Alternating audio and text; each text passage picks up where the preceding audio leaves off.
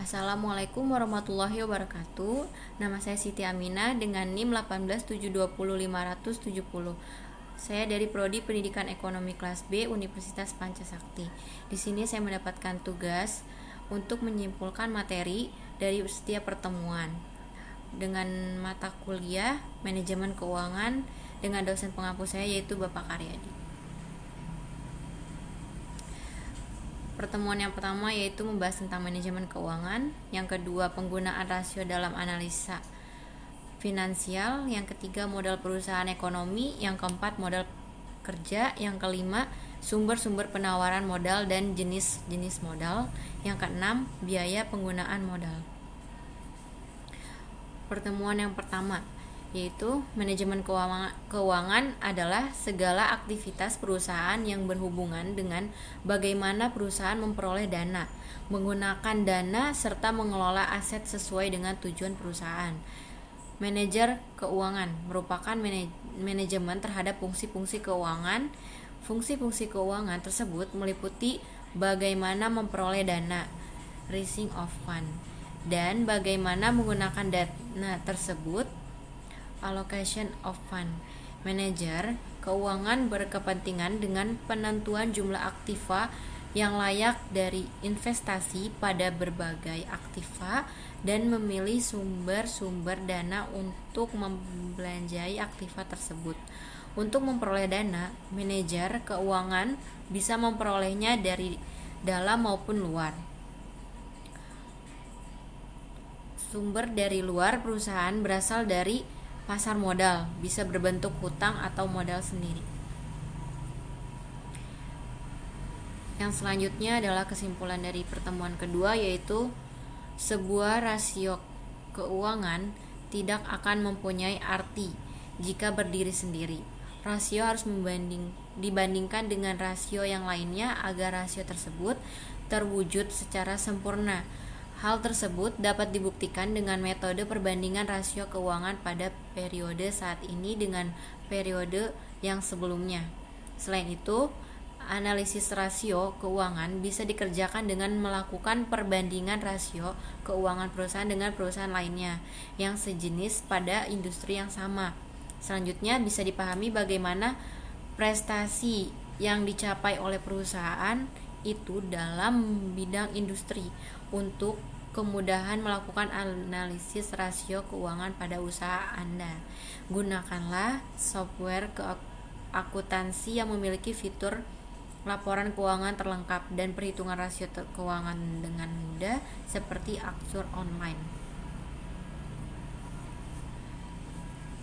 Yang selanjutnya adalah pertemuan ketiga, yaitu kesimpulannya, modal ialah baik yang berupa barang konkret yang masih ada dalam rumah tangga perusahaan yang terdapat di neraca sebelah debit, maupun berupa daya beli atau nilai tukar dari barang-barang itu yang tercatat dalam sebuah kredit menurut Frobaker. Yang selanjutnya modal aktiva berdasarkan fungsinya.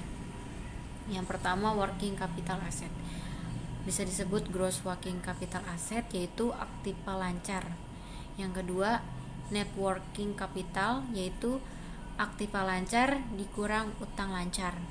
Yang ketiga jumlah working capital lebih fleksibel, dapat diperbesar atau diperkecil sesuai dengan kebutuhan. Yang keempat modal kerja mengalami proses perputaran dalam jangka waktu pendek. Yang kelima susunan modal kerja relatif variabel, elemen modal kerja akan berubah-ubah sesuai dengan kebutuhan.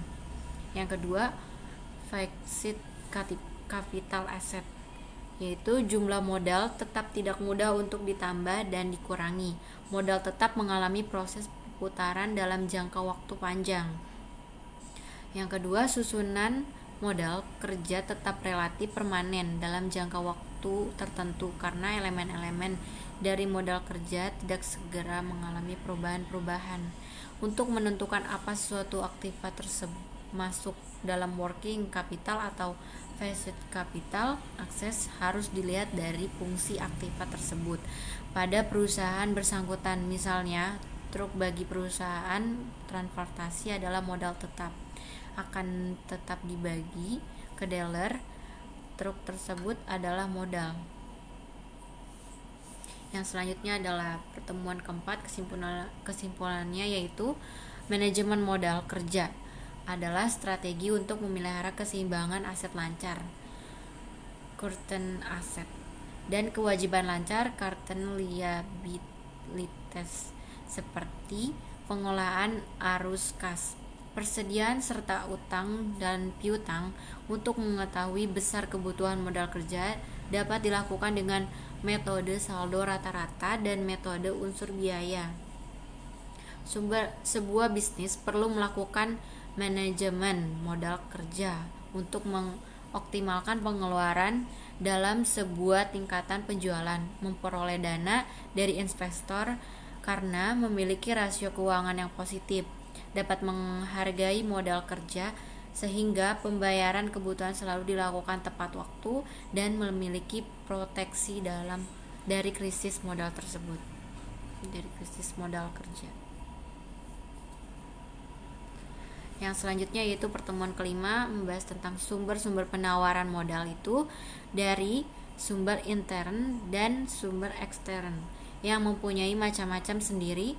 Untuk memahami lebih dalam termasuk laba ditahan, depresiasi, supplier, bank-bank, pasar modal, dan bagaimana cara pemindahan modal.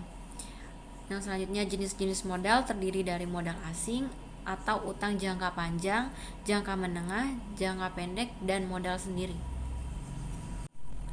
Yang selanjutnya yaitu pertemuan ke-6, kesimpulannya membahas biaya modal atau cost of capital. Biaya modal adalah biaya real yang harus dikeluarkan oleh perusahaan untuk memperoleh dana, baik yang berasal dari hutang, saham preferen, saham biasa, maupun laba ditahan untuk mendanai suatu investasi atau operasi perusahaan. Penentuan besarnya biaya modal ini dimaksudkan untuk mengetahui berapa besarnya biaya real yang harus dikeluarkan perusahaan untuk memperoleh dana yang diperlukan. Perhitungan biaya penggunaan modal sangatlah penting dengan alasan: yang pertama, memaksimalkan nilai perusahaan mengharuskan biaya-biaya termasuk biaya modal diminimalkan. Yang kedua, keputusan penganggaran modal, capital budgeting, memerlukan suatu estimasi tentang biaya modal. Yang ketiga, keputusan-keputusan lainnya serta listing modal kerja juga memerlukan estimasi biaya modal. Sekian pemaparan materi kesimpulan dari saya. Apabila ada kekurangan kata mohon dimaklumi. Sekian dan terima kasih. Wassalamualaikum warahmatullahi wabarakatuh.